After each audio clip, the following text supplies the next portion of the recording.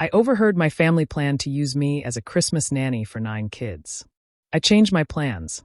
Stay with me while I tell you how it all unfolded, and if my story makes you feel something, I'd love it if you showed some support by liking, sharing, or subscribing so more people can hear it too. My name is Janelle Carter. I'm 27 years old, and for most of my life I've been the quiet one in the family. The one people depend on but rarely notice. I work hard, I live on my own, and honestly, I've always thought of myself as reliable, maybe too reliable. That Thanksgiving, I came home with a simple plan. I wanted to spend Christmas surrounded by family, to finally feel like I belonged in the middle of all the laughter and traditions instead of just being the one doing chores in the background. Dinner was loud as always. My sister Monica bragged about her new promotion. My brother Brian teased everyone like he always does, and my mom, Angela, fussed over the table settings. I slipped into the kitchen after dessert, hoping to grab some water before heading back to the noise. That's when I froze. From the other side of the door, I heard Monica's voice, sharp and dismissive.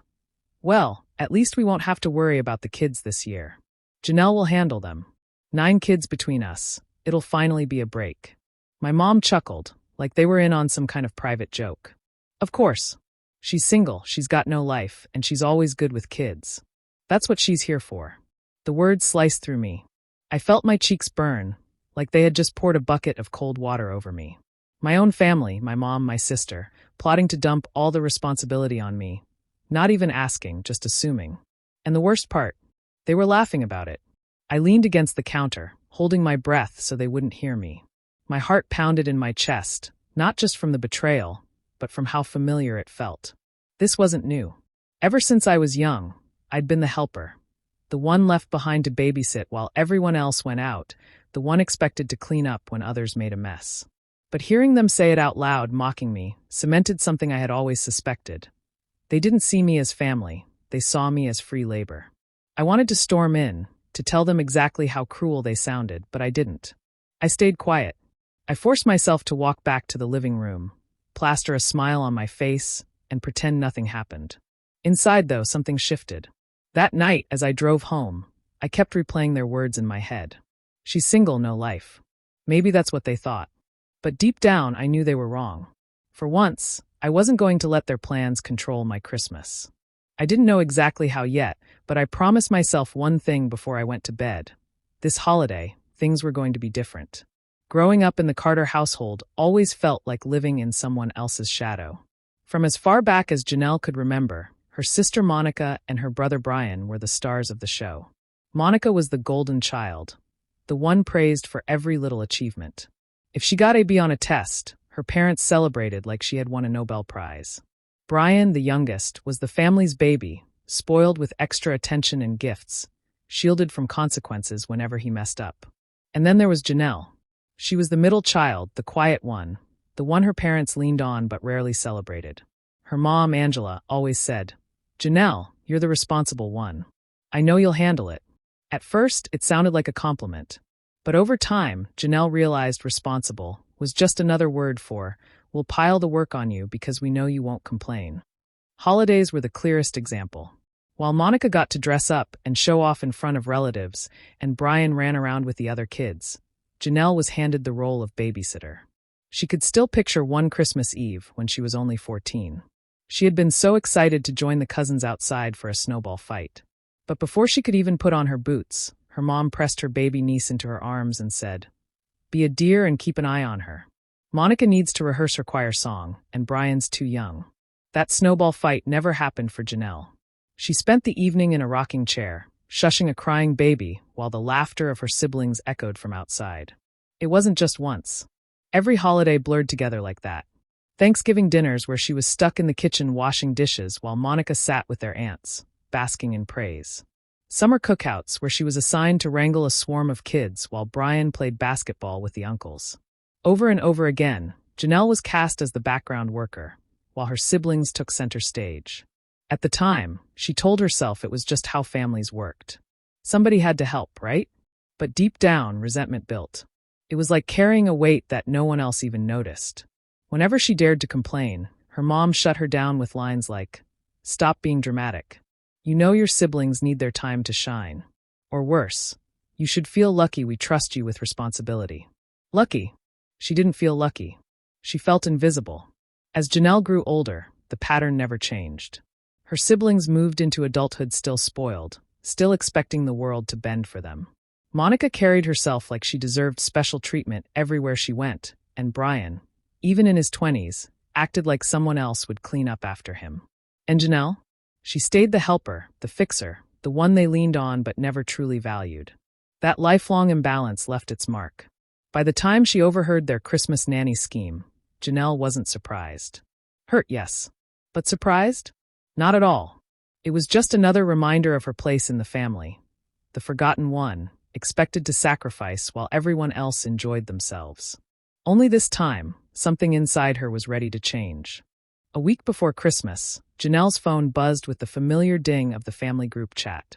She opened it expecting the usual holiday chatter. Who was bringing what dish, what time they'd meet at Angela's house.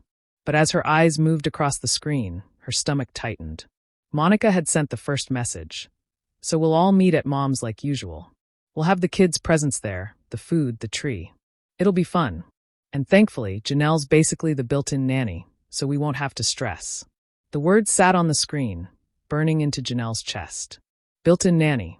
Like she wasn't a person at all, just some free service included in the family package.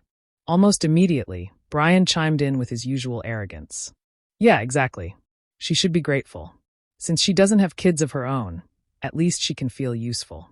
9 kids are a lot, but she's always good with that stuff. Janelle stared at the chat, her fingers hovering over the keyboard. No one had asked her if she wanted to do it. No one even pretended to. It was just assumed her holiday would be sacrificed so everyone else could have theirs. The entitlement was casual, almost careless, like they didn't even think twice.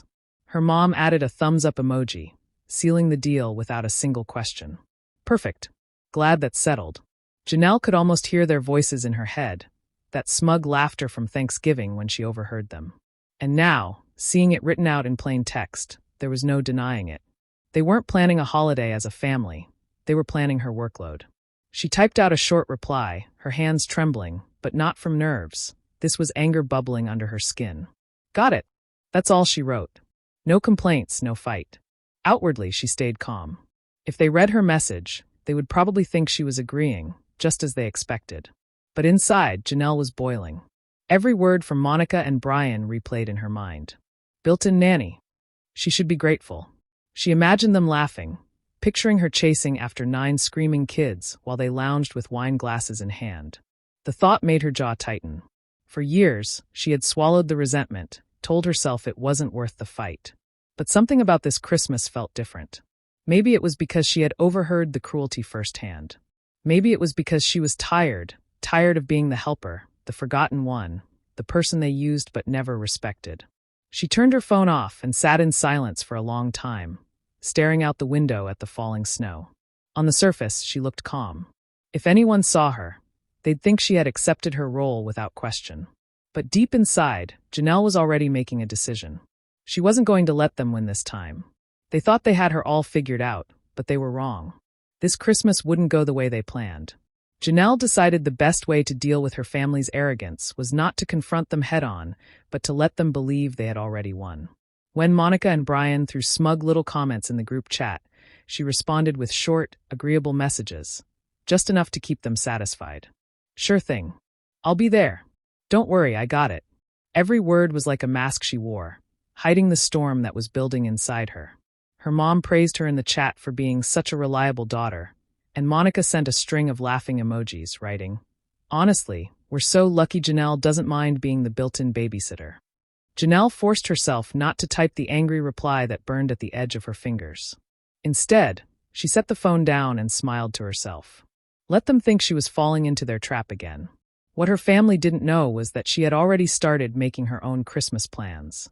That very night, after pretending to agree, she sat at her laptop scrolling through rental cabins. She found one in the Colorado mountains, small but beautiful, with a stone fireplace and tall windows that looked out over a snowy forest. It was perfect, everything her soul had been craving: peace, quiet, freedom. She had worked hard all year, saved carefully, and now she was finally ready to spend some of that money on herself instead of everyone else. Clicking book now felt like breaking free from invisible chains. The confirmation email made her grin. For once, Christmas wouldn't mean exhaustion or babysitting or being mocked by her own siblings. For once, it would be hers. She told no one. Not her friends, not even her co-workers. If word leaked back to her family, the plan would collapse before it had a chance to breathe. Instead, she carried the secret quietly, almost lovingly. At work, when people asked if she was going home for the holidays, she smiled and nodded. At family check-ins, she gave polite confirmations that yes, she'd be there, and yes, she'd handle the kids. Behind closed doors, though, she was preparing for her escape. She bought herself a new set of pajamas, the soft kind she never splurged on before.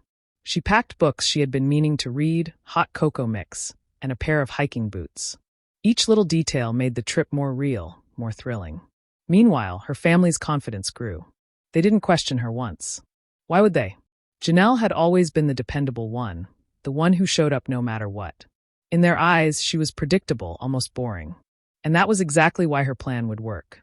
They wouldn't see it coming. While they were busy congratulating themselves on sticking her with 9 kids, Janelle would be on her way to Colorado, sipping cocoa by a fire and finally living a Christmas on her own terms. Christmas Eve came, and Angela's house was bursting with noise before the sun had even set. Monica swept in first, carrying nothing but a few bottles of wine, her voice booming with fake cheer as she kissed her mother on the cheek. Right behind her came Brian, as carefree as ever, empty-handed except for his phone, already glued to his screen. Neither brought food, neither brought help, and neither cared. They had all agreed in the group chat that this holiday would be stress-free, because Janelle would handle everything. Within minutes, the house turned into chaos. 9 kids, some screaming, some crying, others racing from room to room, made it feel like the walls were shaking. Wrapping paper was torn off presents before they were even placed under the tree. A bowl of popcorn spilled across the floor. Someone knocked over a glass of juice, and sticky liquid spread across the dining table. Monica poured herself a glass of wine and sat back like she was at a spa retreat. Brian laughed when one of the boys started swinging an ornament like a baseball. Angela tried to keep order, but her face quickly showed the strain. "Where's Janelle?" she muttered under her breath. Then louder, looking around the room. She should have been here by now. Every hour that passed only made the house more unbearable. The kids grew restless, fighting over toys, whining for snacks, throwing tantrums when no one gave them attention. Monica scolded them half-heartedly once or twice, but always went back to sipping her wine. Brian shrugged and said, "That's why Janelle's supposed to be here. She's the kid person, not me." Angela's frustration finally spilled out as she stomped into the kitchen, dialing her phone. "Where is she? She promised she'd come early," she said to herself as the call went unanswered. She tried again. Straight to voicemail. Back in the living room, the kids had started chasing each other with sticky candy canes, smearing red streaks across the furniture. Angela's voice cracked as she yelled over them. "Janelle! Where is Janelle?" She said it like her daughter's presence alone could magically fix everything. But miles away, high in the quiet mountains of Colorado, Janelle was curled up on a couch in a cozy cabin, a thick blanket draped around her shoulders.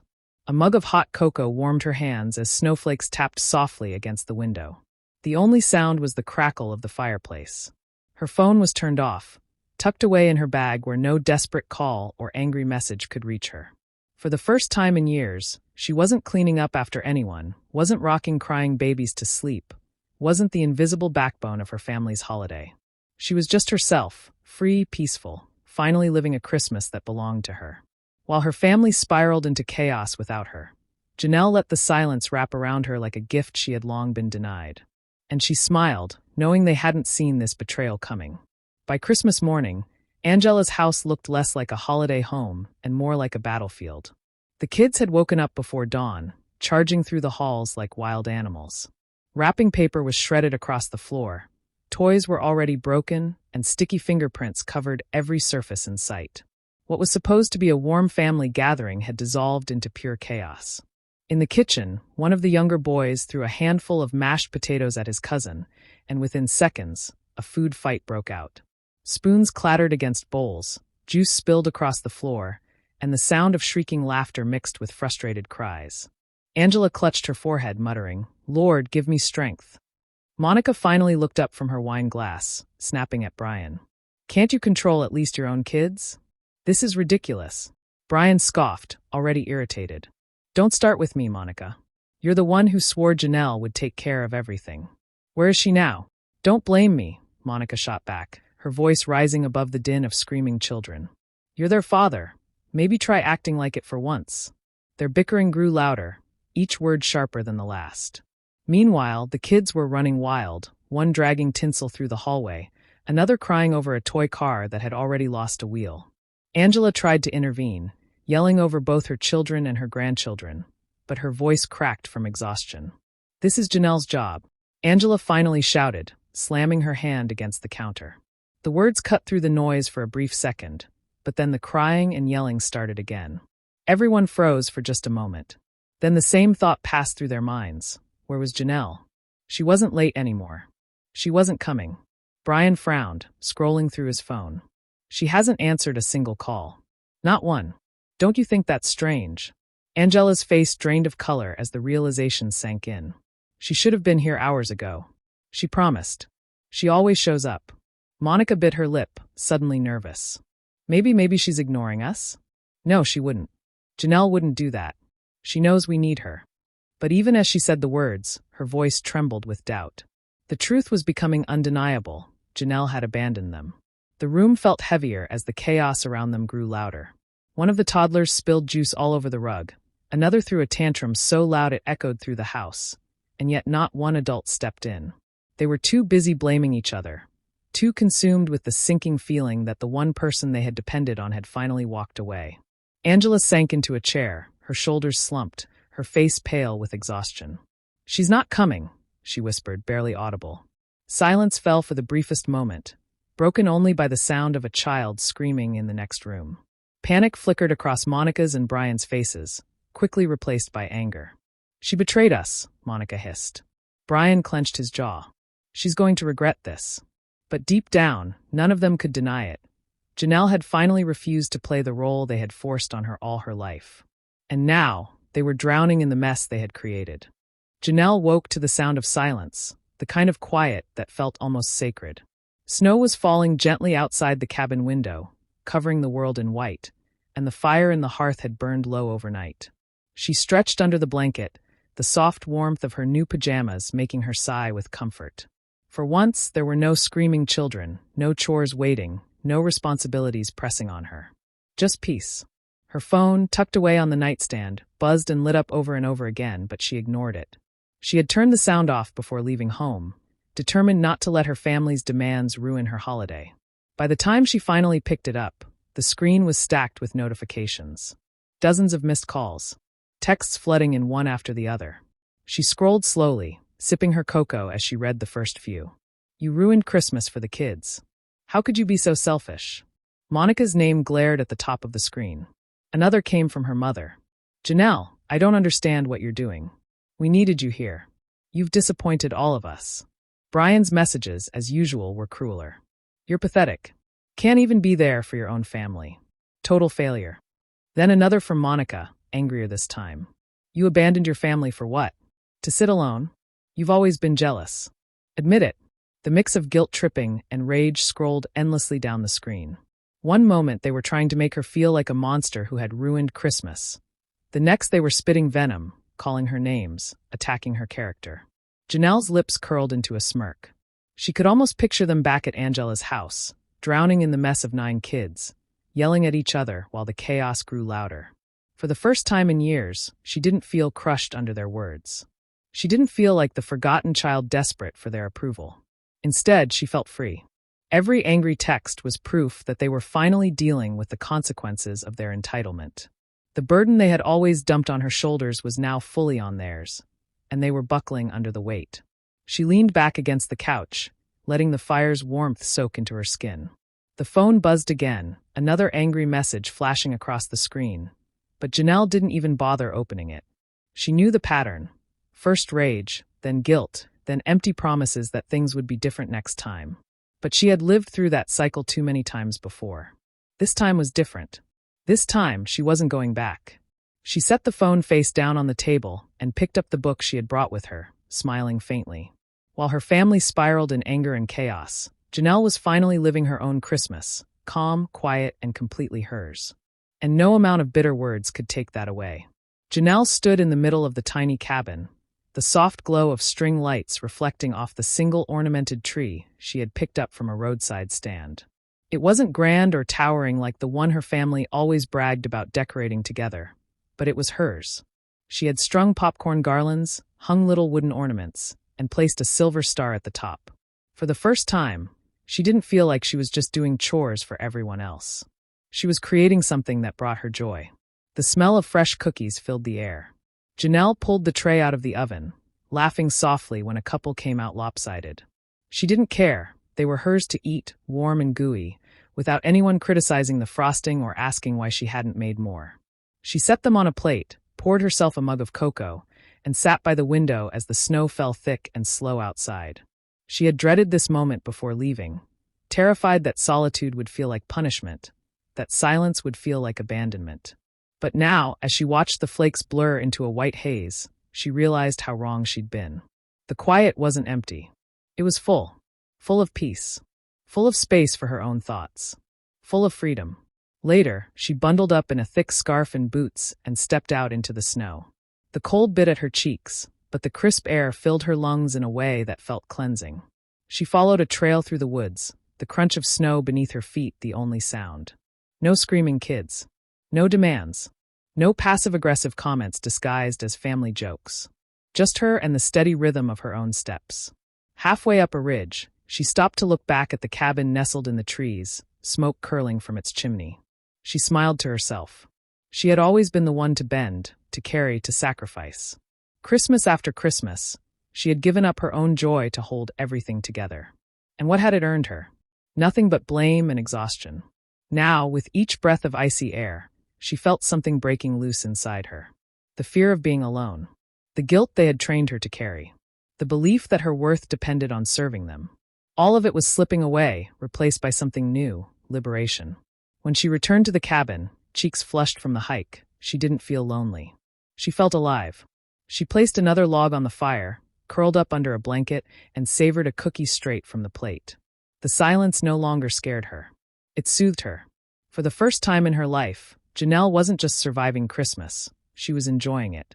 And deep down, she knew this wasn't just a holiday away. It was the beginning of breaking free from a lifetime of manipulation, and the start of finally living for herself.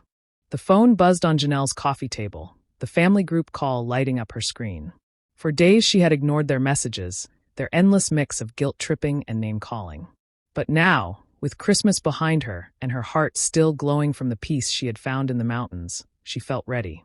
She swiped to answer. The screen split into familiar faces. Angela in her cluttered kitchen, Monica with a sour expression, Brian scowling like the call itself offended him. A chorus of voices hit her at once, accusations, demands, disappointment all tangled into a messy roar. "You ruined Christmas, Janelle," Monica snapped. "Do you have any idea how hard it was without you?" Angela chimed in, voice sharp but laced with that fake sweetness Janelle knew so well. "We're family. Family helps family. That's how it's always been." Janelle let them vent, her face calm, her silence steady. When the noise finally dulled, she leaned closer to the camera. "I know about the plan," she said softly. "I overheard you at Thanksgiving. The jokes, the way you said I'd be the built-in nanny. You never asked me. You just decided I'd give up my holiday for all of you." Again, the faces on the screen shifted. Monica's jaw tightened. Brian looked away. Angela blinked fast, as if searching for a rebuttal. "I've spent my whole life being your backup plan," Janelle continued, her voice even. "The babysitter, the errand runner, the one you could dump responsibility on. But I'm done being treated like unpaid labor. I am not your servant." Angela leaned forward, her tone thick with guilt. "Janelle, that's not fair. Family doesn't keep score. We all pitch in." Janelle's lips curved into a small, almost sad smile. "No, Angela. Family doesn't use family." The line went dead silent. Monica's mouth opened like she wanted to argue, but no words came. Brian muttered something under his breath, but even he couldn't find the usual fire. For once, there were no jokes, no deflections, no manipulations that could twist Janelle back into her old role. They all knew what her words meant. They had pushed too far. The control they held over her for years had slipped, and there was no way to grab it back. Janelle didn't feel the need to say more. She didn't need to scream or explain herself further. She had spoken her truth, and the weight of it hung heavier than any long speech could.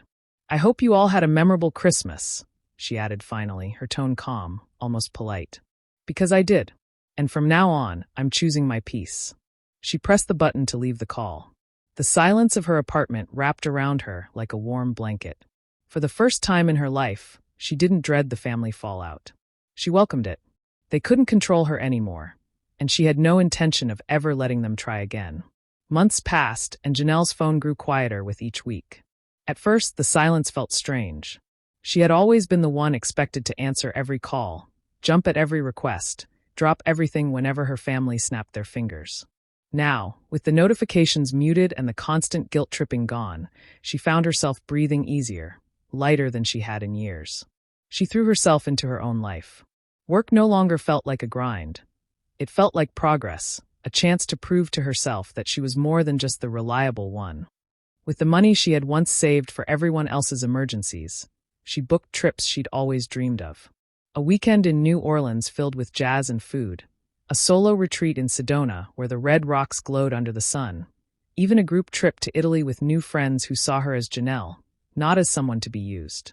Each journey, each laugh with people who valued her, stitched up the old wounds left by years of being taken for granted. For the first time, holidays were filled with joy instead of obligation. She baked cookies with coworkers, spent New Year's Eve with friends who cheered her existence, not her usefulness. Her siblings eventually began to resurface, sliding into her messages with carefully crafted apologies. Monica sent a long paragraph about misunderstandings and family unity. Brian's texts were shorter, laced with fake casualness. "Hey, no hard feelings, right?" Even Angela tried to soften her tone, talking about missing her daughter and wanting things to go back to normal. But Janelle didn't bite. She had lived normal before, and she knew exactly what it meant, being drained dry for their convenience. This new life, one where she chose where her energy went, was far too precious to trade away for the comfort of people who had only ever seen her as free labor. Instead of answering, she let the messages sit unread. She didn't block them, but she didn't reply either. She had learned that sometimes silence was the loudest answer of all. On a spring morning, sipping coffee on her balcony with sunlight warming her face, Janelle reflected on how far she had come. She had once believed that revenge meant confrontation, shouting, proving her worth to the very people who refused to see it. But she had been wrong. The sweetest revenge wasn't anger. It was happiness. It was freedom. It was the peace that came from living well, on her own terms. As she closed her journal for the day, she smiled. Her family might never understand why she walked away, but that didn't matter anymore. She wasn't living for their approval. She was living for herself. And sometimes the best payback is refusing to play the role others wrote for you, and instead writing your own story. Do you believe Janelle made the right choice by cutting ties and finally choosing herself? Or should she have given her family another chance? Share your thoughts in the comments. I'd really like to hear them. And if you enjoy stories like this, make sure to subscribe, hit the like button, and turn on notifications so you never miss what's coming next.